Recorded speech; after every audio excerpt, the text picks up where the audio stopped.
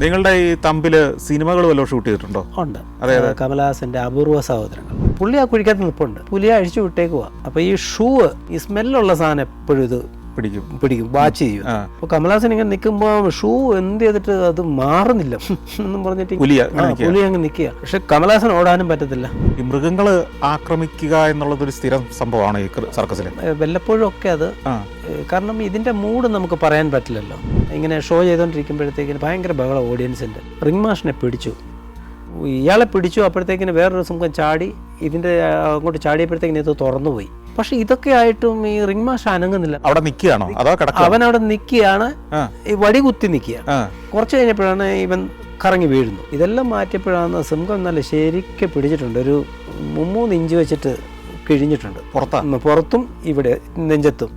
ഇവിടുന്ന് ഇങ്ങനെ ഇങ്ങനെ ഇങ്ങനെ ഇങ്ങനെ ഇതടിക്കുന്നുണ്ട്, ബ്ലഡും ഇതെല്ലാം ആയിട്ട്.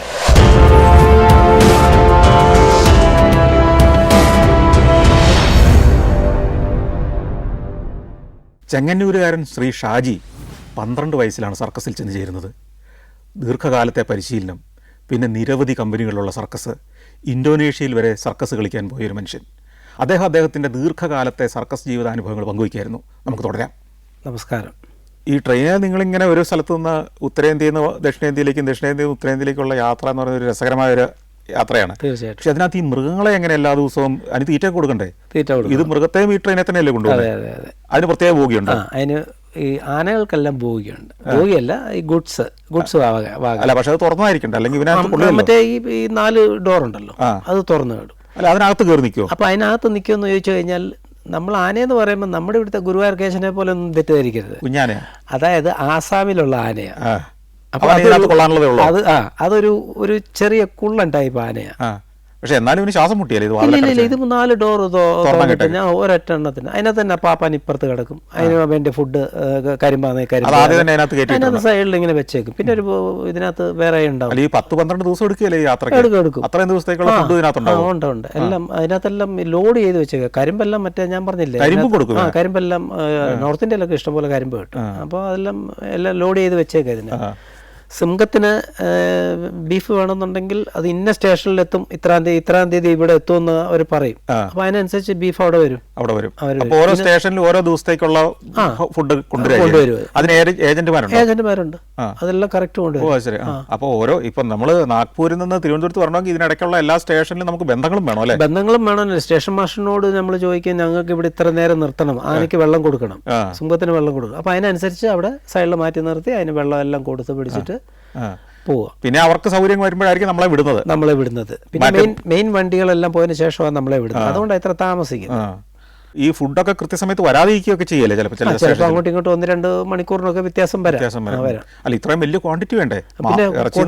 പിന്നെ മാംസം വലിയ ക്വാണ്ടിറ്റി വേണം. ഒരു സിംഹത്തിന് 5 കിലോ എന്ന് പറഞ്ഞാൽ 4 കിലോ 5 കിലോ മാക്സിമം. അപ്പൊ എത്ര സിംഹങ്ങളുണ്ടാവും? ഇപ്പൊ ഒരു 12 സിംഹം ഉണ്ടെങ്കിൽ അതുപോലെ 8 പുലി വേറെ ഇങ്ങപ്പത്തുണ്ടല്ലോ, 20 പേരില്ലേ? 200 കിലോ. പിന്നെ നിങ്ങൾക്കുള്ള ഭക്ഷണം വേണ്ടേ? ഞങ്ങൾക്കുള്ള ഭക്ഷണം. പിന്നെ ഇറച്ചിയൊന്നും അന്ന് കാണത്തില്ല. ഇതിപ്പോൾ ഞങ്ങൾ ബോഗിയിലായതുകൊണ്ട് ഞങ്ങൾക്ക് അവിടെ സ്റ്റൗവും കാര്യങ്ങളുണ്ട്. ഞങ്ങൾക്ക് പുറത്ത് പോയിട്ട് നമ്മളങ്ങോട്ടൊന്നും പോകാറില്ല. നമ്മൾ മേടിച്ച് ഇവിടെ തന്നെ എല്ലാം കുക്ക് ചെയ്ത് കഴിക്കാം എന്നുള്ളതേ ഉള്ളൂ. അപ്പോൾ ഈ സർക്കസിലെ എല്ലാ ആളുകളും എല്ലാ ഉപകരണങ്ങളും എല്ലാ മൃഗങ്ങളും ഈ ഒരു ട്രെയിനിലുണ്ടാവും. ഒറ്റ ട്രെയിൻ അങ്ങ് ബുക്ക് ചെയ്യുക. അത് കൊള്ളാം. നല്ല ജോളിയായിട്ടാ പോകുന്നത്, നല്ല രസമാണ്. ആ യാത്രയിൽ വേറെ എന്തെങ്കിലും സംഭവങ്ങൾ ഓർക്കുന്നുണ്ടോ? ഇങ്ങനെ ട്രെയിനിൽ പോകുമ്പോൾ വേറെ എന്തെങ്കിലും രസകരമായ സംഭവം? ട്രെയിനിൽ പോകുന്ന സമയത്ത് ഈ ചരിവുള്ള സ്ഥലത്തെല്ലാം പശുവും ഈ പോത്തും കാളയൊക്കെ ഇങ്ങനെ പുല്ല് തിന്നുന്നുണ്ട്. ഞങ്ങൾ അവിടുന്ന് വരുമ്പോ തന്നെ ഈ പശുവിന്റെയും കാളയുടെ എല്ലാം വാൽ ആന്റിനെ പോലെ നിൽക്കും. ഈ സിംഹത്തിന്റെ സ്മെല്ല് കൊണ്ട് അത് അത്ര കറക്റ്റ് അത് മനസ്സിലാക്കി കെട്ടുപൊട്ടിച്ച് ഓടിയിരിക്കും. അത് ഞങ്ങൾ ഇങ്ങനെ എത്തുമ്പോഴത്തേക്കിനും ഓടിയിരിക്കും. അത് എനിക്കറിയാം. ജീവിതത്തിൽ സിംഹത്തെ കണ്ടിട്ടുണ്ടാവില്ലല്ലോ. കണ്ടിട്ടില്ല. പക്ഷെങ്കിൽ അതിന്റെ സ്മെല്ല് വരുമ്പോ ഇതിന് ഭയങ്കര സ്മെല്ലാ. ഇതേ വികാരം സിംഹത്തിനും ഉണ്ടാവില്ലേ? അവിടെ പശു ഉണ്ട് എന്നുള്ളൊരു. പക്ഷെ അതിന് ഉണ്ടെങ്കിൽ പോലും സ്മെല്ല് പിടിക്കാനുള്ള കഴിവുണ്ട്. പക്ഷെങ്കിൽ ഇത് അടച്ചേക്കുക. ഏത് ഈ ഗ്രില്ല് ഇങ്ങനെ അടച്ചേക്കുക. ഇങ്ങനെ തുറന്നു വെച്ച് കഴിഞ്ഞാൽ ആരെങ്കിലും വന്ന് കയ്യോ കാലോ ഇട്ട് കഴിഞ്ഞാൽ പ്രശ്നമല്ലേ? അപ്പൊ അതിങ്ങനെ അടച്ചേക്കുക. പക്ഷെ അതിൽ എഴുതി വെച്ചിട്ടുണ്ട് ലയൻ, അത് ടൈഗർ എന്നെല്ലാം എഴുതി വെച്ചിട്ടുണ്ട്, നമുക്ക് മനസ്സിലാവും. പക്ഷെ ഈ പശുവും കാളയെല്ലാം ഓടുന്ന ഓട്ടങ്ങൾ കുറ്റി പറിച്ചിട്ട് ഓടുന്ന. ഈ ഉത്തരേന്ത്യയിൽ ഈ പല സ്ഥലങ്ങളിലും കളിക്കുമ്പം വേറെ ഈ നാട്ടുകാരുമായിട്ടുള്ള പ്രശ്നങ്ങളൊക്കെ ഉണ്ടായിട്ടില്ല? തീർച്ചയായിട്ടും. അതെന്താ പ്രധാന പ്രശ്നങ്ങളൊക്കെ? പ്രധാന പ്രശ്നം എന്ന് പറഞ്ഞു കഴിഞ്ഞാൽ പെൺകുട്ടികളെ ശല്യം ചെയ്യുക. പിന്നെ ഏത് സംസ്ഥാനത്തൊക്കെ അത് കൂടുതൽ? ഏറ്റവും കൂടുതൽ എന്ന് പറഞ്ഞാൽ UP, ബീഹാർ. ഒരു രക്ഷയില്ല. അവിടെ വലിയ പാടാ മാനേജ് ചെയ്യാൻ. വലിയ മാനേജർ എന്ന് പാടെന്ന് പറഞ്ഞാൽ ഞങ്ങൾ ചപ്ര എന്ന് പറഞ്ഞൊരു സ്ഥലമുണ്ട്. പിന്നെ ചപ്ര, അത് ബീഹാർ. അതെ. അവിടെ ഷോ ചെയ്യുന്ന സമയത്ത് നമ്മൾ പോലീസ് സ്റ്റേഷനിൽ പോയിട്ട് പറഞ്ഞു കഴിഞ്ഞാൽ അപ്പോൾ പോലീസിനെ വിടും. പക്ഷേ പോലീസ് കാണുമോ? അവിടെ ഒക്കെ നിൽക്കും അവര്. പക്ഷെ അവരവിടുത്തുകാരാ, അവരെ അടിക്കാനൊക്കത്തില്ല. കാരണം ഇവന് വീട്ടിൽ പിന്നെ പോകാനൊക്കെ ഇവരിവിടെ കാണും. അതിന് നമ്മൾ അവിടെ പിടിക്കുന്നെന്ന് പറഞ്ഞു കഴിഞ്ഞാൽ ആ ഏരിയയിലെ കുണ്ടേനെ. അവിടുത്തെ പ്രധാന കുണ്ടേ അപ്പൊ പറഞ്ഞ് ഓ ദാദാ, ശിവദാദ, ലക്കൻ ദാദ, ഇങ്ങനെയൊക്കെ ദാദയുണ്ട്. അപ്പൊ ദാദ ഇങ്ങോട്ട് വിളിക്കും. ഞാൻ പറഞ്ഞു പുള്ളിയെ വിളിച്ചിട്ട് കുറച്ച് പുള്ളിക്ക് കാശും കാര്യമെല്ലാം കൊടുത്ത് അങ്ങനെ ഇങ്ങനെ. അപ്പോൾ സംഗതി പിന്നെ ആരെങ്കിലും വരുമ്പോൾ ഇയാൾ എപ്പോഴും മെയിൻ ഗേറ്റ് കാണും, മുതലാളിയോട് വർത്താനം പറഞ്ഞൊക്കെ ഇരിക്കും. പുള്ളിയുടെ അപ്പോൾ മനസ്സിലാവും പുള്ളി ഇരിപ്പുണ്ട്. അപ്പോൾ കുരുത്തക്കേട് കളിക്കത്തില്ല. അപ്പോഴത്തേക്കിന് നോക്കുമ്പോൾ ഈ ദാദ 9 പേരെ കൊന്നത്. 9 പേരെ കൊന്നതാ. അതുകൊണ്ടാണ് ഈ പേടിക്കുന്നത്. പക്ഷെ പോലീസുകാർക്ക് അവിടെ ഒരു റോളും ഇല്ല. അപ്പോൾ അലിഗഡിൽ കളിക്കുന്ന സമയത്ത് അവിടെ വലിയ യൂണിവേഴ്സിറ്റിയും കാര്യങ്ങളും ഉണ്ട്. അവിടുത്തെ സ്റ്റുഡൻസ് എല്ലാം ഒത്തിരി ശല്യം ചെയ്തു. എല്ലാവരും ഫ്രീ കാണണം. അങ്ങനെ ഇവരുടെ ശല്യം എന്താ പ്രധാനമായിട്ട്? ഫ്രീ ആയി കാണണം. അതെ, ടിക്കറ്റ് എടുക്കില്ല. ടിക്കറ്റ് എടുക്കാതെ ഫ്രീ ആയി കാണണം. ഞങ്ങളുടെ നാട്ടിൽ വന്നു കഴിഞ്ഞാൽ ഞങ്ങൾക്ക് ഫ്രീയിൽ കാണണം. അങ്ങനെ നിങ്ങൾ അടിക്കേണ്ടി വന്നിട്ടുണ്ടോ? പിന്നെ നമ്മൾ ആർട്ടിസ്റ്റ് എല്ലാം അടിക്കും. കാരണം ഊഞ്ഞാലി കളിക്കുന്നവർക്കെല്ലാം കൈക്ക് നല്ല എത്ര അങ്ങനെ അടി കൊടുത്തിട്ടുണ്ട്? ഒത്തിരി അടുത്തുണ്ട്. ഉത്തരേന്ത്യ ചെന്നാൽ അടിക്കാനും കൂടെ റെഡിയായിട്ട് അടിക്കാനും UP, ബീഹാറിൽ പോയി പ്രത്യേകിച്ച് അടിക്കണം. അല്ലെങ്കിൽ അടിച്ചില്ല നമുക്ക് ജീവിക്കാൻ പറ്റില്ല. നമ്മൾ ജീവിക്കാൻ സമ്മതിക്കില്ല. അടി കിട്ടുമെന്ന് അവർക്ക് ബോധ്യം വരണം. അപ്പോൾ ആദ്യം അവരടിക്കുന്നതിന് മുമ്പേ നമ്മൾ അടിക്കണം. ആണല്ലേ? പക്ഷെ ശ്രദ്ധിക്കേണ്ട എന്താന്ന് പറഞ്ഞാൽ അവിടെ എന്ന് പറഞ്ഞു കഴിഞ്ഞാൽ അവന്മാരുടെ തല തമഞ്ച കാണും. തമഞ്ച എന്ന് പറഞ്ഞാൽ ഈ സിംഗിൾ ബുള്ളറ്റിന്റെ ഗണ്ണ് കാണും. അതെപ്പോഴും ശ്രദ്ധിക്കണം. ബാക്കോട്ട് കൈ ഇടുവാണെങ്കിൽ പിടിച്ചു കളയണം, അല്ലെങ്കിൽ പണി അങ്ങനെയായിരുന്നു ബീഹാറൊക്കെ. അങ്ങനെ തോക്കെടുക്കേണ്ടി വന്നിട്ടുണ്ടോ അവിടെ? അവർ തോക്കെടുത്തിട്ടുണ്ടോ? ഇല്ല, അങ്ങനെ ഇല്ല. കാരണം നമ്മൾ സർക്കസിൽ ഈ ഫ്ലൈങ് ചെയ്യുന്നവർക്കെല്ലാം കുറച്ച് കളരിങ് എല്ലാം കാരണം നല്ല ഇതായോണ്ട് ഏറ്റവും കൂടുതൽ നല്ല അടി ഉണ്ടായത് അവിടെ വെച്ചാ എല്ലായിടത്തും ഉണ്ടാവും. പിന്നെ ഞാൻ ശരിക്ക് തഞ്ചാവൂർന്ന് ഒരു അടി ഉണ്ടായി നമ്മുടെ തമിഴ്നാട്ടിൽ നിന്ന്. അതെന്താന്ന് പറഞ്ഞാൽ എൻ്റെ കൂടെ ഉള്ളത് നേപ്പാളി രാജ്കുമാർ എന്ന് പറഞ്ഞൊരു പയ്യൻ. ഇവർക്ക് ഹിന്ദി ഇഷ്ടമല്ല. ഞങ്ങൾ രണ്ടും ഹിന്ദി പറഞ്ഞുകൊണ്ട് വരിക. ഹിന്ദി പറയുന്നത് ഇഷ്ടമല്ല. എനിക്ക് മനസ്സിലായില്ല ഇന്ന് വരെ. അപ്പോൾ ഇവനെ വന്ന് കുത്തിന് കയറി പിടിച്ചേക്കുക. ഇവനാണ് ക്യാച്ചറാ, നല്ല മസിലും നല്ല ബോഡിയുള്ള.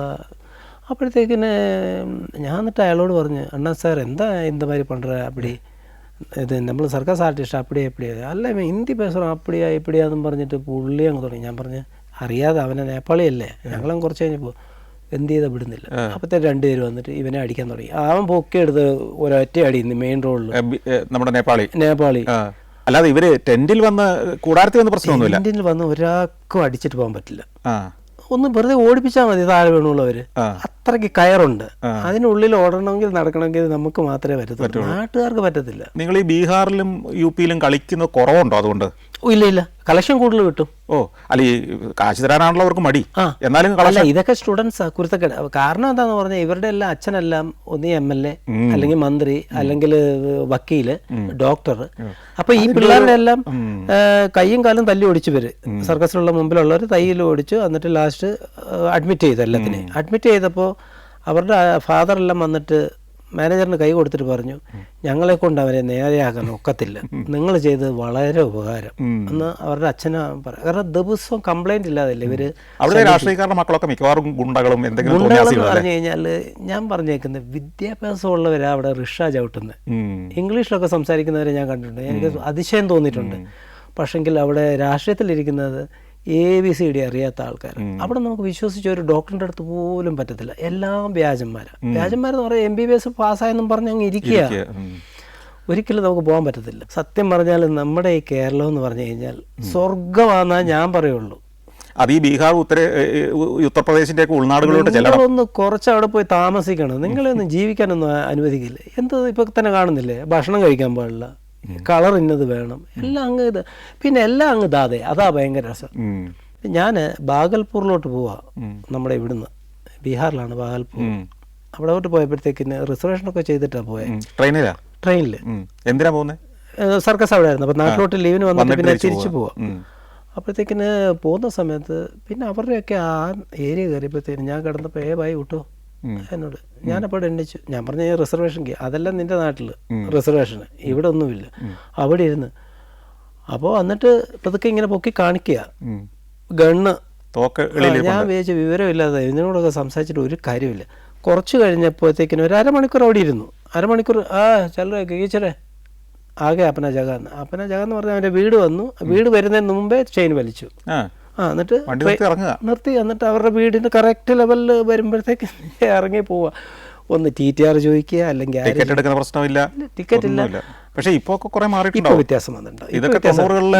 അന്നത്തെ കാര്യമാണ് പറയുന്നത്. കാരണം എന്ന് പറഞ്ഞാൽ ഇപ്പോൾ വ്യത്യാസം ഉണ്ടാവും. പക്ഷെ എന്നാലും ഇവരെ മാറ്റിയെടുക്കാൻ വലിയ പാടാണ്. വ്യത്യാസം വന്നിട്ടുണ്ടാവും. റോഡിന് ഇൻഫ്രാസ്ട്രക്ചർ ഇമ്പ്രൂവ് ആയി. വ്യത്യാസം ബീഹാറിലൊക്കെ ഈയിടെ ഞാൻ പോയപ്പോൾ കുറേ മാറ്റമൊക്കെ വന്നു. പക്ഷേ പണ്ട് വളരെ ദുഷ്കരമായിരുന്നു അവിടുത്തെ ജീവിതം. ഭയങ്കര ദുഷ്കരം എന്ന് പറഞ്ഞാൽ ആരും 6 മണി കഴിഞ്ഞാൽ ആണുങ്ങൾ പോലും പുറത്തിറങ്ങത്തില്ല. അത്രയ്ക്ക് പേടിയാ. നമ്മുടെ ഗ്രൂപ്പിലെ പെൺപിള്ളേരുടെ അടുത്ത് ശല്യമായിട്ട് വരും. അവിടെ വന്നു കഴിഞ്ഞാൽ നല്ലോണം അടിക്കും നമ്മുടെ പിള്ളേർ. നല്ല വശമല്ല അടിക്കുക, നല്ലോണം ഉപദ്രവിക്കും. അവിടെ പുറകിൽ വന്നിട്ടൊക്കെ അത് ഇതൊക്കെ പറയാൻ പിടിക്കുകയൊക്കെ ചെയ്യും. ഏറ്റവും കൂടുതൽ കാലം ജോലി ചെയ്ത് ഏത് കമ്പനിയിലാണ്? ഞാൻ ഇന്തോനേഷ്യയിൽ 6 വർഷം ചെയ്തു. എങ്ങനെ ഇന്തോനേഷ്യയിലേക്ക് പോകാനാണ് വന്നത്? ഇടയിൽ വന്നതെന്ന് പറഞ്ഞാൽ അവിടെ ഇന്തോനേഷ്യയിൽ അവിടെ സർക്കസ് ഉണ്ട്. പക്ഷേ ഇന്തോനേഷ്യയിൽ ഒറ്റ സർക്കസേ ഉള്ളൂ. അവർ ചൈനീസാണ്. അവരുടെയാണ് തമൻ സഫാരി. ജക്കാർത്തയിൽ ബൊഗോർ എന്ന് പറയുന്ന സ്ഥലത്ത്. അവിടെ എങ്ങനെ ഒരു അവസരം ഉണ്ടെന്ന് എങ്ങനെ അറിഞ്ഞേ? അവിടെ ഞാൻ പോയതല്ല. അപ്പോൾ അതിന്റെ മുതലാളി ഇയർലി നമ്മുടെ സർക്കസ്, ഇന്ത്യൻ സർക്കസിൽ ഒരു റൗണ്ട് അടിക്കും. ആളുകളെ കിട്ടാൻ വേണ്ടിയിട്ട് നോക്കും ഏത് നല്ല ആർട്ടിസ്റ്റ് ഉണ്ട്, അവർക്ക് പറ്റിയ ഏത് ഐറ്റംസ് ഉണ്ട്, അങ്ങനെയാണെന്നുള്ളത് നോക്കും. അങ്ങനെ എന്നെ കോണ്ടാക്ട് ചെയ്തിട്ട് ഇപ്പോൾ പുള്ളി ഒരു സ്റ്റാർ ഹോട്ടലിൽ താമസിക്കുക, ആഗ്രയിൽ വെച്ചിട്ട്. അപ്പോൾ ഒരു ക്യാൻറ്റീനിൽ ഒരു പയ്യൻ വന്ന് ഒരു പേപ്പർ എൻ്റെ അടുത്ത് കൊണ്ട് തന്നു. ഇതുപോലെ നിങ്ങളെ കാണാൻ ആരോട് വന്നിട്ടുണ്ട്, ചൈനീസിനെ പോലെ ഉണ്ടെന്നൊക്കെ പുള്ളിക്കാരൻ എന്നോട് പറഞ്ഞു. അപ്പോൾ ഇന്ന ഹോട്ടലിൽ റൂം നമ്പർ ഇത്രയാന്ന് എഴുതി തന്നു. ഞാൻ പോയി കാണാൻ. ഇത് സാധാരണ ഈ നമ്മൾ ജോലി ചെയ്യുന്ന ക്യാമ്പുകാർക്ക് അത് ഇഷ്ടമല്ലല്ലോ. അതുകൊണ്ടല്ലേ ഇയാള് രഹസ്യമായിട്ട് എഴുതി കൊടുത്തു വിട്ട് വേറെ ആരോടും പറയാതെ എൻ്റെ കൈ കൊണ്ട് തരണമെന്ന് തന്നെ പറഞ്ഞേക്കുന്നത്. അല്ല അയാളെ ശരിയാക്കത്തില്ലേ? അവർക്ക് ലോസ് ആവത്തില്ല. അവിടെ ചെന്ന് കണ്ടപ്പോൾ പേയ്മെന്റ് എല്ലാം സെറ്റിൽ ചെയ്തു. ഇംഗ്ലീഷിൽ കുറച്ച് പുള്ളിക്കറിയാം. ഇംഗ്ലീഷ് കുറച്ചൊക്കെ അറിയാം. ഇംഗ്ലീഷിലൊക്കെ കുറച്ചൊക്കെ സംസാരിച്ച് എല്ലാം ഡണ്ണായി. അപ്പോൾ പാസ്പോർട്ടും കാര്യങ്ങളെല്ലാം ഉണ്ട്. നേരത്തെ പാസ്പോർട്ടൊക്കെ എടുത്തു വെച്ചിട്ടുണ്ട്. അപ്പോൾ ഇതിനായിട്ട് അറിഞ്ഞിട്ടൊന്നും അല്ല, എടുത്തു വെച്ചിട്ടുണ്ട് ഓൾറെഡി. പിന്നെ അപ്പോൾ മദ്രാസിൽ വരാൻ പറഞ്ഞു, ഇന്ന ദിവസം വരാൻ പറഞ്ഞു. അങ്ങനെ ഞാൻ നേരെ മദ്രാസിൽ പോയി. അപ്പോൾ അതിനുള്ള അവധിയൊക്കെ കിട്ടിയോ? ഞാൻ വീട്ടിൽ പോവാന്ന് പറഞ്ഞു. പറഞ്ഞിട്ടുണ്ട് വിടുകയല്ല. ഞാൻ സാധനം എല്ലാം എടുത്തിട്ട് അവരോട് പറയാതെ പോയിട്ട് വരുമെന്ന് പറഞ്ഞിട്ടാണ് പോയേക്കുന്നത്. എങ്ങോട്ടാണ് നിങ്ങൾ പോകുന്നത്? നേരെ പോകുന്നത് സിംഗപ്പൂർ. സിംഗപ്പൂരിൽ നിന്ന് അവിടുന്ന് 1.5 മണിക്കൂർ. നേരെ പോകുന്നത് ബാലിയിലാണ്. അപ്പോൾ എന്നോട് പറഞ്ഞു, ഷാജി വരുന്നത് ഫസ്റ്റാണ് ഇന്തോനേഷ്യയിൽ, പക്ഷെ വരുന്ന സ്ഥലം അടിപൊളിയാണ്, നമുക്ക് അവിടെ പോയിട്ട് കറങ്ങാന്ന് പറയും ബാലിയിൽ എന്ന് പറഞ്ഞ പോലെ. അയാൾ പുള്ളി എല്ലാം കൊണ്ട് കറക്കി കാണിച്ച് കളിച്ച് എല്ലാം നല്ല രീതിയിൽ ഒത്തിരി ഇഷ്ടപ്പെട്ടു ബാലി. നല്ല എവിടെയാണ് ക്യാമ്പ്? ജോഗ്യകാർത്ത എന്നാണ് തോന്നുന്നു. അവിടെ ഈ പറഞ്ഞ 2 മാസമൊക്കെയാണോ ഒരു സ്ഥലത്ത് ക്യാമ്പ്? ഒറ്റ മാസം 1 മാസമേ ഉള്ളൂ. അവർക്ക് 2 ഷോയേ ഉള്ളൂ. അതേത് സമയത്തൊക്കെ ആയിരിക്കും? അത് 4 പിന്നെ 7. ഇവിടുത്തെ സിസ്റ്റം തന്നെയാണോ അവിടെ? അല്ലല്ല. അതെന്താ വ്യത്യാസം? വ്യത്യാസം എന്ന് പറഞ്ഞു കഴിഞ്ഞാൽ അവിടെ എന്ന് പറഞ്ഞാൽ ഈ കൊച്ചു കുട്ടികൾ ഇഷ്ടം പോലെ ഉണ്ട്. അനാഥ കുഞ്ഞുങ്ങളെ പോലെ തന്നെ ഓരോ അമ്മയും അച്ഛനും വേണ്ടാത്തവരൊക്കെ കൊണ്ടുവിടുന്നതാണ്. പക്ഷെ അവർക്ക് വിദ്യാഭ്യാസം കൂടെ അവർ കൊടുക്കുന്നത്, ടീച്ചേഴ്സിനെ വെച്ചിട്ട് സ്കൂളിംഗ് നടക്കുന്നുണ്ട്. അത് വലിയൊരു കാര്യമാണ്. കാരണം രാവിലെ പ്രാക്ടീസ് തുടങ്ങിക്കഴിഞ്ഞാൽ ഒരു 12 മണി വരെ പ്രാക്ടീസ്, അസാധ്യ പ്രാക്ടീസ്. അത് കഴിഞ്ഞാൽ ഇവരെ എല്ലാം കുളിപ്പിച്ച് കഴിഞ്ഞ് ഇവർക്ക് ഫുഡ് കൊടുക്കും. ഫുഡ് കൊടുത്തു കഴിഞ്ഞാൽ ഇവർ ബോർഡെല്ലാം വെച്ച് ക്ലാസ് എടുക്കും. ഒരു ടീച്ചറിനെ അവിടെ വെച്ചിട്ടുണ്ട്. ക്ലാസ് എടുത്ത് അവർക്കെല്ലാം നമ്മുടെ സർക്കസിൽ അങ്ങനെ ഇല്ലെന്ന് തോന്നുന്നു. നമ്മുടെ സർക്കസിൽ വന്നു കഴിഞ്ഞാൽ പൈസ ഉണ്ടാക്കാം, പക്ഷെ എഡ്യൂക്കേഷൻ എന്ന് പറഞ്ഞൊരു സംഗതി ഉണ്ടാവില്ല. അതാണ് ഏറ്റവും വലിയ നമ്മുടെ ഇവിടുത്തെ വലിയ പ്രശ്നം. അതുകൊണ്ട് തന്നെ ഈ സർക്കസിൽ നിന്ന് വിട്ട് കഴിഞ്ഞാൽ നമുക്ക് തിരിച്ചു വന്ന് നല്ലൊരു ജോലി കിട്ടും. അതുകൊണ്ടാണ് സാറേ എനിക്ക് കുട്ടി ഉണ്ടായതിനു ശേഷമാണ് ഞാനിത് വിടുന്നത്. അല്ലെങ്കിൽ വിടേണ്ട ആവശ്യമില്ല. കാരണം 3 നേരം ഭക്ഷണവും സാലറി എല്ലാം നമുക്ക് കിട്ടുന്നുണ്ട്. നമ്മൾ കുഴപ്പമില്ലാതെ അങ്ങ് പോകും. പക്ഷെങ്കിൽ നമ്മുടെ കുഞ്ഞുങ്ങളെ ഭാവി നമ്മൾ നോക്കുന്നു. എനിക്ക് പഠിക്കാൻ പറ്റിയില്ല. അന്ന് ഫാമിലി ഉണ്ടായിരുന്നോ കൂടെ? അന്നില്ലായിരുന്നു. അല്ല, ഈ കുഞ്ഞുണ്ടാകുമ്പോൾ സർക്കസിൽ അന്നേരം ഫാമിലി ഉണ്ട്, ഫാമിലി കൂടെ ഉണ്ട്. ഉണ്ട്. അപ്പോൾ സർക്കസ് കൂടാരത്തിൽ നിന്ന് കുഞ്ഞിനെയും കൊണ്ട് എങ്ങനെയും പോകണമെന്ന് ചിന്തിച്ചത് അതുകൊണ്ട്. കുഞ്ഞ് വലുതായപ്പോൾ ഇവനെ എവിടെയെങ്കിലും ഒന്ന് സെറ്റിൽ ചെയ്യണമല്ലോ. അപ്പം വല്ലോടത്തും കൊണ്ട് ഇട്ടിട്ട് കാര്യമില്ലല്ലോ. എൻ്റെ അമ്മ പ്രായമായി വരിക, അപ്പം നമ്മളും നാട്ടിൽ നിൽക്കണം എന്നുള്ളൊരു തോന്നലുണ്ട്. അപ്പോൾ തിരിച്ച് ഇന്തോനേഷ്യയിലേക്ക് വന്നാൽ ഇന്തോനേഷ്യയിൽ അവിടുത്തെ വ്യത്യാസം എന്താണെന്നാണ് പറഞ്ഞിരുന്നത്? വ്യത്യാസം എന്ന് പറഞ്ഞു കഴിഞ്ഞാൽ ഇതന്നെ എഡ്യൂക്കേഷൻ സിസ്റ്റം. പിന്നെ 2 കളിയേ ഉള്ളൂ ഒരു ദിവസം. രണ്ട് കളിയേ ഉള്ളൂ. റെസ്റ്റ് ഇഷ്ടം. എത്ര മണിക്കാണ് അത് 4 7. അപ്പോൾ അവിടെ എത്ര കലാകാരന്മാരുണ്ടായിരുന്നു മൊത്തത്തിൽ? അവിടെ എനിക്ക് തോന്നുന്നു ഒരു ടോട്ടൽ പെൺകുട്ടികളും എല്ലാം. അപ്പോൾ കാരണം അവിടെ എന്ന് പറഞ്ഞ ഒരു 1.5 മണിക്കൂർ പ്രോഗ്രാമേ ഉള്ളൂ. പിന്നെ എല്ലാം മൃഗങ്ങളുടെ പരിപാടിയുണ്ട്. ചിമ്പാൻസി ഉണ്ട്, ടൈഗറുണ്ട്, അങ്ങനെ എല്ലാം കൂടെ ചേർത്തിട്ട് നമ്മുടെ ഒരു 1.5 മണിക്കൂറത്തെ പരിപാടിയാണ്, പെട്ടെന്നുള്ള പരിപാടികളാണ്. അവിടെ ഇന്ത്യക്കാർ എത്ര പേരുണ്ടായിരുന്നു ആ ഗ്രൂപ്പിൽ? ഇന്ത്യക്കാരെ പോയാൽ ഞങ്ങൾ മാത്രമേ ഉണ്ടായിരുന്നുള്ളൂ. അപ്പോൾ നിങ്ങൾക്ക് ഈ അവിടുത്തെ ഭക്ഷണമൊക്കെ ഇഷ്ടപ്പെട്ടോ? അതായത് അവിടെ ആദ്യം ചെന്നപ്പോൾ അവിടുത്തെ ഭക്ഷണം ചോറിന് നാസി എന്നാണ് പറയുക. അപ്പോൾ ഒരു നാസി എന്ന് പറയുമ്പോൾ എന്നോട് ചോദിച്ചു റൈസ്. അപ്പോൾ ഞാൻ പറഞ്ഞാൽ കുഴപ്പമില്ല എന്ന് പറഞ്ഞു. അപ്പോൾ കൊണ്ടുതരുന്ന ഒരു വാഴയിലേക്ക് പൊതിഞ്ഞ ഒരു ചെറിയ പീസ്, ഒരു കട്ട, ഒരു പീസ്. ഞാനിത് വിചാരിച്ചു ഇത് ഇത്ര പീസ് പറയേണ്ടി വരും ഒന്നും മനസ്സിലാവുന്നില്ല. പിന്നെ കൊണ്ടു തന്ന അയാം സാട്ടെ.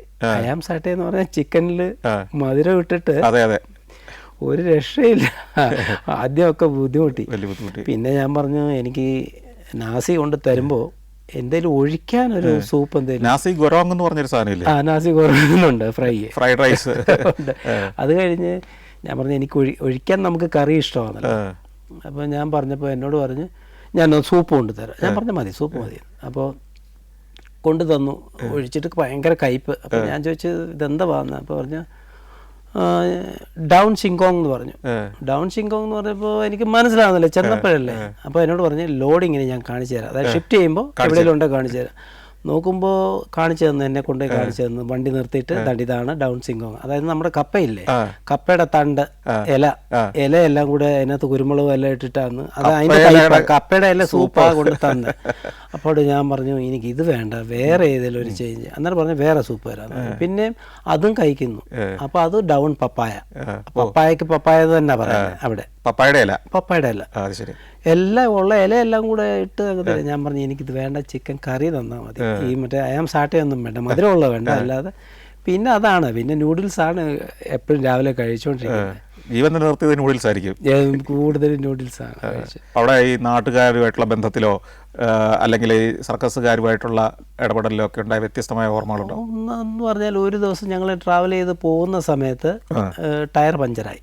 എന്ത് വണ്ടിയുടെ? നമ്മുടെ ക്യാരവാൻ ടോച്ചിങ് ചെയ്ത് പോവാ. അപ്പൊ ജീപ്പ് ഓടിക്കുന്നത് ജീപ്പാണ്, അതിന്റെ പുറകിൽ ക്യാരവാൻ അത് കെട്ടിയിട് ടോ ചെയ്ത് പോകുന്ന സമയത്ത് ജീപ്പിന്റെ ടയർ പഞ്ചറായി. അപ്പൊ പെൺകുട്ടികളെല്ലാം ഉണ്ട്.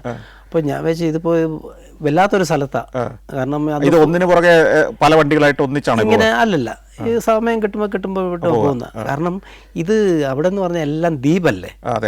അപ്പോൾ എവിടെയെങ്കിലും ഒക്കെ ചെന്ന് കഴിഞ്ഞാൽ ഉടനെ എവിടെയെങ്കിലും ഷിപ്പിൽ കയറേണ്ടി വരും. അങ്ങനത്തെ ഒരു സംവിധാനമാണ്. ഷിപ്പ് ഒക്കെ കാണും. അപ്പം ഇത് ആരും വരുന്നുമില്ല. അപ്പം എനിക്കങ്ങ് വല്ലാതെ ഉറക്കം വന്നു. അപ്പോൾ അവിടെ ഒരു വീട് കണ്ടു. അത് അവിടുത്തെ പിള്ളേർ തന്നെ, ഇന്തോനേഷ്യൻ പിള്ളേർ തന്നെ.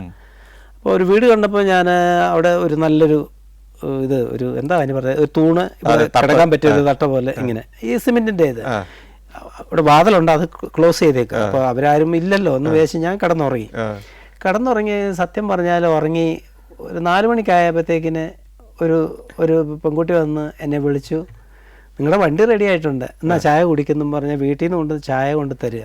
ഞാൻ വെച്ചു ഇത്രയും നല്ല മനുഷ്യരുണ്ടോ, ഏറ്റവും നല്ല ഇടപെടാൻ നല്ല മനുഷ്യർ, ഏറ്റവും നല്ല, ഒത്തിരി ഇഷ്ടപ്പെട്ടു. അതായത് നമ്മൾ നടക്കുമ്പോൾ ഇന്ത്യക്കാരെ ഭയങ്കര ഇഷ്ടമാണ്. കാരണം പ്രത്യേകിച്ച് താടി മീശ ഉള്ളവരോട് ഭയങ്കര ഇഷ്ടം. അവിടുത്തെ ആൾക്കാർക്ക് ഇതില്ല. അപ്പൊ ഞാനൊരു ദിവസം നേരത്തെ എന്നല്ല, നേരത്തെ ഉണ്ട്. പക്ഷെ ഞാൻ നാട്ടിൽ വന്നതിന് ശേഷമാണ് വെക്കാൻ തുടങ്ങി. കാരണം മറ്റേ ഷോ ചെയ്യുമ്പോൾ എല്ലാം ക്ലീൻ ഷേവാണ്. അങ്ങനെ വേണം നിയമമുണ്ടോ? അങ്ങനൊന്നുമില്ല. പക്ഷെ അതാകുമ്പോൾ ശല്യമില്ലല്ലോ, പെട്ടെന്ന് 2 വലിച്ചാൽ തീരാവുന്ന കേസേ ഉള്ളൂ. ഇതിപ്പോ വെച്ചതിൽ ഒരു നാടൻ ലുക്കിൽ വേണ്ടിയിട്ട് വെച്ചതേ ഉള്ളൂ. അവിടെ പെൺകുട്ടികൾ കണ്ട് സർക്കസൊക്കെ കണ്ടു കഴിഞ്ഞാൽ അച്ഛനും അമ്മയോടും പറയും ഇതുപോലെ ഇതണ്ട സർക്കസിന്റെ ആൾക്കാരാ സായമാവും ജലാൻ ജലാൻ. അപ്പോൾ അവിടെ കല്യാണം കഴിക്കാനുള്ള പ്രപ്പോസലൊക്കെ വരുമോ? എൻ്റെ ദൈവം ഒരു രക്ഷയില്ല, ജീവനം കൊണ്ട് ഓടുമായിരുന്നു. എൻ്റെ അവിടുന്ന് കല്യാണം കഴിക്കാൻ പിന്നെ കല്യാണം കഴിച്ചു കഴിഞ്ഞാൽ അവിടുത്തെ ഒരു ഫ്രീ മൈൻഡ് അല്ലേ, ഇവിടെ വന്ന് അവർ ഇങ്ങനെ നിൽക്കുന്നു. അവരവിടെ ഞാൻ ചോദിക്കുന്നത് അവിടെ അങ്ങ് ജീവിച്ചേക്കണം, അവിടെ അങ്ങനെ ജീവിക്കാം. പക്ഷെ അത് അവിടെ എന്ന് പറഞ്ഞാൽ അവിടെ സെറ്റിൽ ആകുമ്പോൾ നമ്മൾ ഇവരെ എല്ലാം ഉപേക്ഷിക്കേണ്ടി വരും. അല്ല അന്നേരം കല്യാണം കഴിച്ചിരുന്നില്ലല്ലോ? ഇല്ല ഇല്ല, അന്ന് ബാച്ചിലറാ. ബാച്ചിലറല്ലേ? അതാ ഞാൻ ചോദിച്ചത്. ഇന്തോനേഷ്യയിൽ അങ്ങ് താമസമാക്കിയാൽ നിൽക്കായിരുന്നു. ഇപ്പോഴാ അത് ഓർക്കത്തല്ലേ? അങ്ങനെ ഒരു സാധ്യത ഇപ്പോഴായിരിക്കും. ഭാര്യ കേൾക്കുന്നുണ്ടാവും. പക്ഷെ അത് അങ്ങനെ ആയിരുന്നു, നല്ലതായിരുന്നു. അവിടെ വേറെ പെൺപിള്ളേരൊക്കെ ഓഫർ ചെയ്തിട്ടുണ്ട്. മുതലാളി പറഞ്ഞു ഷാജിക്ക് വേണേൽ ഇവിടെ നിൽക്കാം എന്നൊക്കെ പറഞ്ഞിട്ടുണ്ട്. അപ്പൊ ഈ 6 കൊല്ലവും സന്തോഷകരമായിരുന്നു. ഭക്ഷണം മാത്രമേ ഉള്ളായിരുന്നുള്ളൂ പ്രശ്നം. പക്ഷേ പിന്നെ കുറച്ച് കഴിഞ്ഞ് അങ്ങ് ശീലമായി. ഇവിടത്തേക്കാൾ സൗകര്യങ്ങളൊക്കെ ഉണ്ടോ അവിടുത്തെ ക്യാമ്പുകളിൽ? ക്യാമ്പിൽ ഭയങ്കര സൗകര്യം. നമുക്കവിടെ വീടുകളല്ല, ക്യാരവാന. അപ്പൊ അതിനകത്ത് താമസിക്കാനുള്ള സൗകര്യം, താമസിക്കാനുള്ള AC ഉണ്ട്, എല്ലാം. അവിടുത്തെ ശമ്പളമൊക്കെ എങ്ങനെയായിരുന്നു? അവിടുത്തെ ശമ്പളം, അവിടുത്തെ റുപ്പീസ്. അപ്പൊ പക്ഷെ നമ്മളെക്കാൾ ഒത്തിരി കുറവല്ലേ? കുറവെന്ന് പറഞ്ഞാൽ അവിടെ സാത്തു ജൂത്ത എന്ന് പറഞ്ഞാൽ 10 ലക്ഷം. നമ്മുടെ ഇവിടുത്തെ ഒരു 10,000-നാ 10 ലക്ഷം ആകുന്നത്.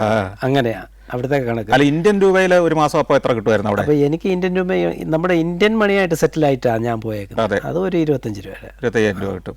അപ്പോൾ അത് ശരിക്കും പറഞ്ഞാൽ മിച്ചമല്ലേ? മിച്ചം തന്നെ. അവിടെ ഫുഡ് കാര്യം, നമ്മുടെ ഡ്രസ്സ് അലക്കി തേച്ച് വരെ ആൾക്കാർ കൊണ്ടുതരും. നമുക്ക് സർക്കസിനകത്ത് അതല്ലേ പറഞ്ഞത്, ഫുഡ് എപ്പോഴും ഫ്രീയാ. അതുകൊണ്ട് നമുക്ക് വലിയ, പിന്നെ പുറത്ത് പോയിട്ട് നമ്മൾ പർച്ചേസ് ചെയ്യുന്നത് മാത്രമേ ഉള്ളൂ. അപ്പോൾ ഈ ഗൾഫിൽ പോകുന്ന പോലെയാണ്. ഏകദേശം 25,000 രൂപ മിച്ചമാണ്. വേണം വീട്ടിലേക്ക് അയക്കാം, അല്ലെങ്കിൽ നമുക്ക് ബാങ്കിലിടാം. അപ്പോൾ അത്യാവശ്യം കുറച്ച് കാശ് ഉണ്ടാക്കിയോ? അന്നേരം അവിടുന്ന് അതിൽ നിന്ന് കുറച്ച് വീടൊക്കെ വെച്ചത് അവിടുത്തെ പൈസ കൊണ്ട് തന്നെ. കളിക്കിടയ്ക്ക് അവിടെ ആക്സിഡന്റുകളൊക്കെ ഉണ്ടാകുമായിരുന്നു? തീർച്ചയായും. ഇവിടുത്തെ പോലെ തന്നെ? ഇവിടുത്തെ പോലെ ഒരു ആക്സിഡന്റ് എനിക്ക് ഓർമ്മ വരുന്നത്, അതായത് റഷ്യയിൽ നിന്നൊരു റഷ്യൻ കരടിയും ഒരു റഷ്യക്കാരനും അവിടെ വന്നു. അപ്പോൾ കുറച്ച് നാൾ അയാൾ അത് ഷോ ചെയ്യിപ്പിക്കും അവിടെ. അത് 6 മാസം കഴിഞ്ഞാൽ ഉടനെ അയാൾ തിരിച്ച് റഷ്യയിലേക്ക് പോകും. അപ്പോൾ നമ്മുടെ ഒരാൾ അന്നേരത്തേക്കും പരിശീലിക്കും. അപ്പോഴത്തെ പരിശീലിക്കും. അപ്പോൾ മറ്റേ ഇൻജുവാൻ എന്ന് പറഞ്ഞൊരു പയ്യന് അതിനെ നോക്കാനും പിടിക്കാനും. അപ്പോൾ ഇതിന്റെ കൂട് നല്ല വലിയ കൂടാ. അപ്പോൾ ഈ റഷ്യക്കാരൻ രാവിലെ തന്നെ ഒരു കോഫി എടുത്ത് അതിനകത്തോട്ട് കയറുക, ന്യൂസ് പേപ്പർ കൂട്ടിനകത്തോട്ട് കയറി അതിനകത്തിരുന്ന് വായിക്കും, ചായ കുടിക്കും, അതിനെന്തെങ്കിലും ശലം ഇത് കൊടുക്കും. എന്നിട്ട് തമ്മിൽ ഇയാൾ പേപ്പറെല്ലാം വായിക്കുമ്പോൾ അത് ഇങ്ങനെ മാതുകയും പിടിക്കുകയും ഒക്കെ ചെയ്യും. അപ്പോൾ ചെറുപ്പം മുതലേ പ്രാക്ടീസ് ചെയ്യിപ്പിച്ചായിരിക്കും, അല്ലെ അയാൾ വളർത്തിയതായിരിക്കും. അപ്പോൾ ഈ ഇൻജോൻ അത് എല്ലാം കണ്ടെല്ലാം ചെയ്തു. ലാസ്റ്റ് പോവാറായപ്പോൾ അയാൾ പറഞ്ഞു, നീ ഇന്ന് ഷോ ചെയ്യ്, ഞാൻ മാറി ഇന്ന് നോക്കാം.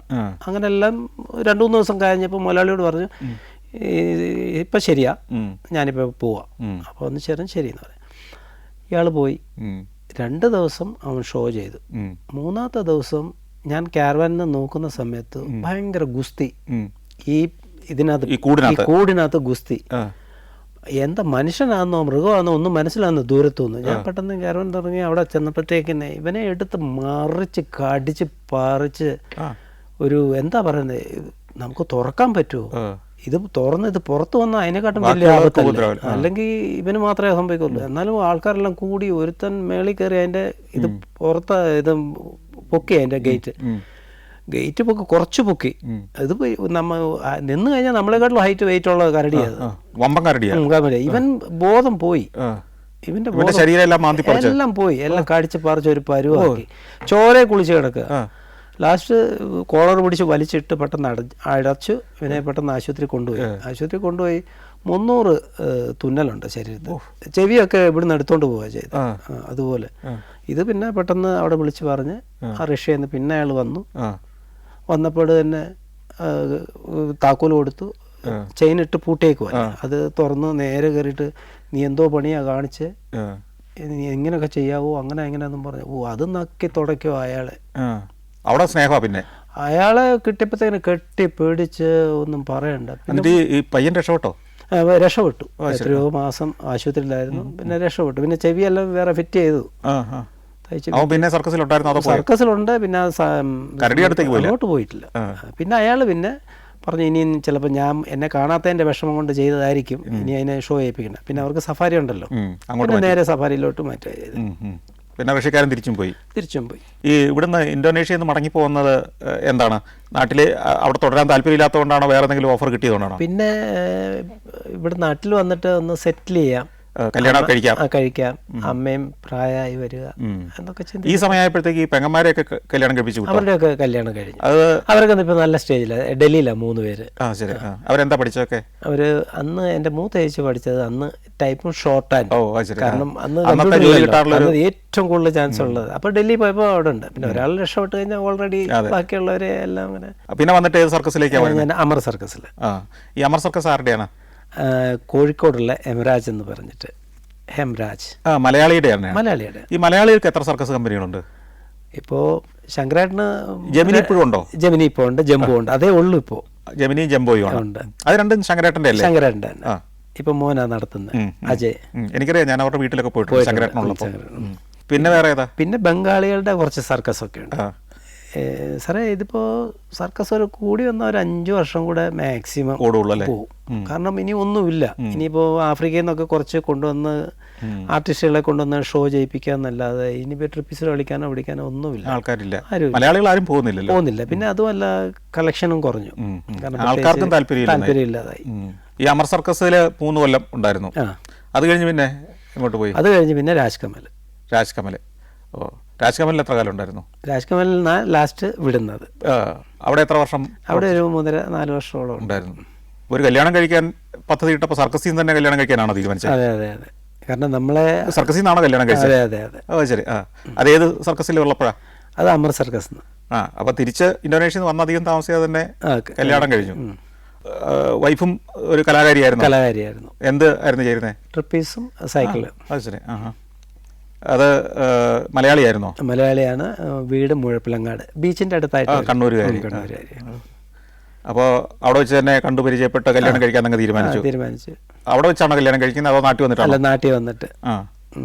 നാട്ടിൽ വന്ന് കല്യാണം കഴിക്കാമെന്ന് വിചാരിച്ചു. അപ്പോൾ ഞാൻ ക്രിസ്ത്യാനിയാ, വൈഫ് ഹിന്ദുവാ. അപ്പോൾ രജിസ്റ്റർ ചെയ്യാൻ ഓഫീസിൽ പോകണം. അപ്പോൾ അവിടെ ഓഫീസിൽ ചെന്നപ്പോൾ ഫിലിപ്പ് ജോർജ് എന്ന് വരുമ്പോൾ പറഞ്ഞു, ക്രിസ്ത്യാനിയാ അല്ലേ, 1 മാസം കഴിഞ്ഞ് ഇവിടെ ഫോട്ടോ വെക്കാം, അത് കഴിഞ്ഞിട്ട് ആർക്കെങ്കിലും ഒബ്ജക്ഷൻ ഉണ്ടോ നോക്കട്ടെ.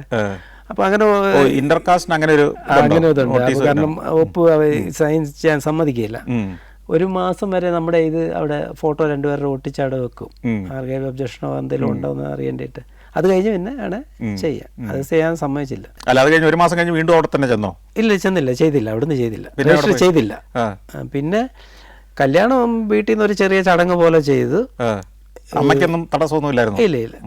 ആരുടെ വീട്ടിൽ വെച്ചായിരുന്നു? വൈഫിന്റെ വീട്ടിൽ, മുഴപ്പിലങ്ങാട് വെച്ച്. ചെറിയ ചടങ്ങ്. അവിടെ ആൾക്കാരൊക്കെ ഉണ്ടായിരുന്നു? ഉണ്ടായിരുന്നു. നമ്മുടെ സുഹൃത്തുക്കളെല്ലാം ഉണ്ടായിരുന്നു. പിന്നെ പ്രത്യേകിച്ച് കണ്ണൂര് നമ്മുടെ രാജ്കമൽ സർക്കസ് ഷോ ചെയ്തുകൊണ്ടിരിക്കുന്ന സമയത്ത് ഞങ്ങൾ രണ്ടും അവിടെ തന്നെ ജോലി ചെയ്യുന്നത്. അല്ല, അന്നേരം രാജകമലിലാണ്. അന്നേരം ഈ അമർന്ന് വാക്കെല്ലാം പറഞ്ഞു, അദ്ദേഹത്തിന്റെ എഗ്രിമെന്റ് എല്ലാം കഴിഞ്ഞു, സർക്കസ് വിട്ടു.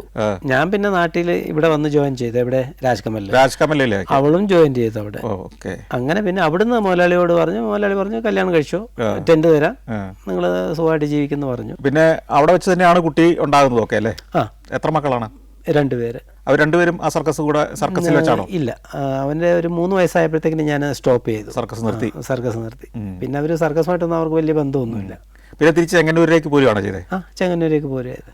ശരി. ചെങ്ങന്നൂർ വന്ന് പിന്നെ എന്താണ് ജോലിയൊക്കെ ചെയ്യാൻ തീരുമാനിച്ചത്? ചെങ്ങന്നൂരിൽ നിന്ന് ഞാൻ ആദ്യം ചെയ്തത് എൻ്റെ വൈഫിനെ തയ്യൽ പഠിപ്പിക്കാൻ വിട്ടു, സ്റ്റിച്ചിങ് പഠിപ്പിക്കാൻ. അങ്ങനെ വെറുതെ ഇരിക്കണ്ടല്ലോ, ഞാൻ ഒരു ജ്വല്ലറിയിലും നിന്നു. അവിടെ എല്ലാം ബാങ്കിൽ പോവുക, ഗോൾഡ് അങ്ങോട്ട് കൊടുക്കുക, ഇങ്ങോട്ട് കൊടുക്കുക, എടുത്തുകൊണ്ട് വരിക, പൈസ അങ്ങോട്ട് കൊടുക്കുക. അതിൻ്റെ മെയിൻ ഫീൽഡ് വർക്കെല്ലാം കംപ്ലീറ്റ്, ബാങ്കിലത്തെ പരിപാടിയെല്ലാം. അങ്ങനെ അത് അവിടെ ഒരു 12 വർഷം ഉണ്ടായിരുന്നു. അപ്പോഴത്തേക്കിന് വൈഫ് തയ്യലെല്ലാം പഠിച്ച് എല്ലാം സ്റ്റിച്ചിങ്. ഇപ്പോഴും അവള് ഒരു കടയിൽ ജോലി ചെയ്യുന്നു. പിള്ളേരൊക്കെ ഉടൻ വരെ? പിള്ളേർ M.Com കഴിഞ്ഞു, ഇപ്പോൾ ഒരു ചാർട്ടേഡ് അക്കൗണ്ട് എടുത്ത് പ്രാക്ടീസ് ചെയ്യുന്നു. ഇപ്പോൾ ഒരു 5 മാസം. മൂത്തയാള്. ഇളയാള് B.Com പഠിക്കുന്നു, 18 വയസ്സായുള്ളൂ. ഇപ്പോൾ എവിടെയാണ് ജോലി ചെയ്യുന്നത്? ഇപ്പം ഞാൻ ചെയ്യുന്നത് ഒരു സർവീസ് സ്റ്റേഷനുണ്ട്, അവിടെ പോളിഷും സെറാമിക്കും അതും ഇതുമെല്ലാം ഉണ്ട്. അപ്പോൾ അവിടെ ഹിന്ദിക്കാർ പിള്ളേരാണ്, അവരെ മാനേജ് ചെയ്ത് എല്ലാം നോക്കി നടത്തിയാൽ മതി. അങ്ങനെ ഈ സർക്കസ് എല്ലാം വിട്ടു പോന്നു കഴിഞ്ഞിട്ട് പിന്നെ എപ്പോഴെങ്കിലും കുറച്ചു കാലം കൂടെ ഒന്ന് പോയി സർക്കസ് കളിക്കണമെന്ന് തോന്നിയിട്ടുണ്ടോ? ഈ ആൾക്കാരുടെ നടുക്ക് നിന്ന് ഈ ട്രിപ്പീസ് ഒന്നുകൂടെ ഒന്ന് കളിക്കണം എന്ന് ഈ കാലത്തിനിടയ്ക്ക് എപ്പോഴും തോന്നിയിട്ടുണ്ടോ? സാറേ, അതെന്താണെന്ന് ചോദിച്ചു കഴിഞ്ഞാൽ, നമ്മുടെ ഒരു ഫ്ലൈയിങ് ആർട്ടിസ്റ്റ് എന്ന് പറഞ്ഞു കഴിഞ്ഞാൽ അതിനൊരു ഏജുണ്ട്. പിന്നെ നമ്മൾ കളിച്ചു കഴിഞ്ഞാൽ അപകടം വരും. നമ്മുടെ ആ ചെറുപ്പത്തിലുള്ള ചോരത്തിളപ്പിന് ചെയ്യേണ്ട പരിപാടിയായത്. ഒരു 50 വയസ്സ് വരെ ആകുമ്പോഴത്തേക്കും സ്റ്റോപ്പ് ചെയ്തേക്കണം. പിന്നെ നമ്മുടെ ശരീരം അനുവദിക്കും. മനസ്സിൽ പറയും എനിക്ക് അങ്ങനെ ചെയ്യണോ ഇങ്ങനെ ചെയ്യണോ ആഗ്രഹം ഉണ്ടാകും, പക്ഷെ ഒന്നും നടക്കത്തില്ലത്. പഴയ ഓർമ്മകൾ കുറേ ഇവിടെ പങ്കുവച്ചു. സർക്കസ് ആസ്വദിച്ച നിരവധി പേർക്ക് അതിൻ്റെ പിന്നിൽ എന്ത് നടക്കുമെന്ന് അറിയാൻ കഴിഞ്ഞ ഒരവസരമായിരുന്നു ഇത്. ഇനിയുള്ള ജീവിതം സന്തോഷമായിട്ട് മുമ്പോട്ട് പോകട്ടെ. ഏതായാലും ഇത്രയും നേരം ഈ കഥ പറഞ്ഞതിന് പ്രത്യേകം നന്ദി.